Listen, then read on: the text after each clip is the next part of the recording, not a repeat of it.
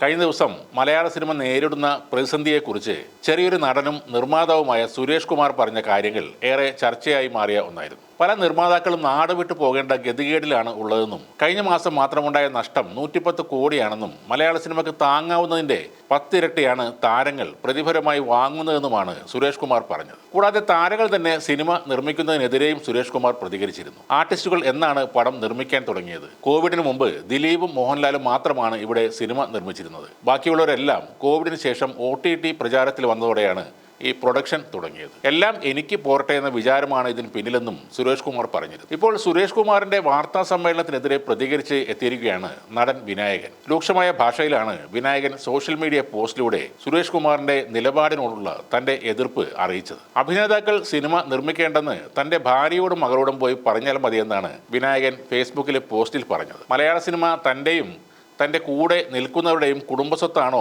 മേനക സുരേഷ് കുമാറെ?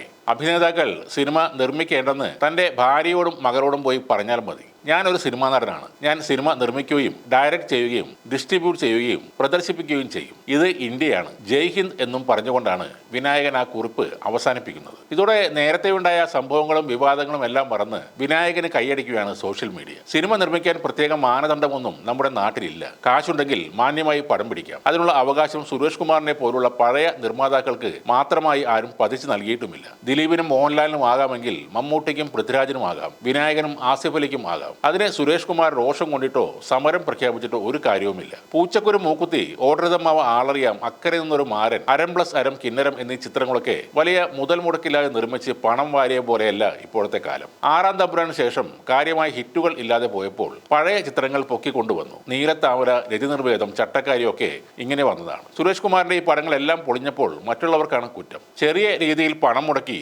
കൂടുതൽ ലാഭം കൊയ്യുന്ന പരിപാടി ഇവിടെ ഇനി നടക്കാൻ സാധ്യതയില്ല. താങ്കൾക്ക് നഷ്ടമാണെങ്കിൽ വേറെ വല്ല പണിക്കും പോവുക. സുരേഷ് കുമാർ സാർ നിർമ്മിക്കുന്ന സിനിമകൾ കാണാൻ വേണ്ടി മാത്രം ഇവിടെ ആരും കാത്തിരിക്കുന്നുമില്ല. അതുതന്നെയാണ് വ്യക്തമായി എന്നാൽ അല്പം രൂക്ഷമായി വിനായകനും പറഞ്ഞത്. പഴയ നടിയായ ഭാര്യ മേനക സുരേഷ് കുമാർ എത്ര സിനിമകൾ നിർമ്മിച്ചിട്ടുണ്ട്. വെട്ടം എന്ന സിനിമയിൽ മകളും നടിയുമായ കീർത്തിയും പ്രൊഡ്യൂസറായിരുന്നു. അപ്പോൾ സിനിമാ താരങ്ങൾ സിനിമ നിർമ്മിക്കരുത് എന്ന് താങ്കൾ ആദ്യം വീട്ടുകാരെ പറഞ്ഞ് ബോധ്യപ്പെടുത്തുക. കൂടാതെ ഈ പറയുന്ന സുരേഷ് കുമാറും സിനിമാ നടനാണ്. കുഞ്ഞാലി മരക്കാരിലെ കൊച്ചി രാജാവായി അത്രയ്ക്ക് മെച്ചമല്ലാത്ത അഭിനയം കാഴ്ചവെച്ച ആളാണ് അദ്ദേഹം. ഏതാണ്ട് 20ഓളം സിനിമകളിൽ അദ്ദേഹം വേറെയും മുഖം കാണിച്ചിട്ടുണ്ട്. ആ നിലയ്ക്ക് ഒരു നടനായ താങ്കളും നിർമ്മാണം നിർത്തുന്നത് തന്നെയാണ് നല്ലത്. പുതിയ പ്രൊഡ്യൂസർമാർ കോടികൾ ഇറക്കി പടം പിടിക്കും. നഷ്ടം വന്നാൽ ഇയാളെ പോലെ കരഞ്ഞു വിളിക്കാതെ അവരുടെ പണി നോക്കി പോകും. പഴയ തട്ടിക്കൂട്ട് സെറ്റപ്പിന്റെ കാലം കഴിഞ്ഞെന്ന് സുരേഷ് കുമാർ സാർ മനസ്സിലാക്കുക. ആ ഒരു മുന്നറിയിപ്പാണ് ഇന്നലെ വിനായകൻ നൽകിയത്.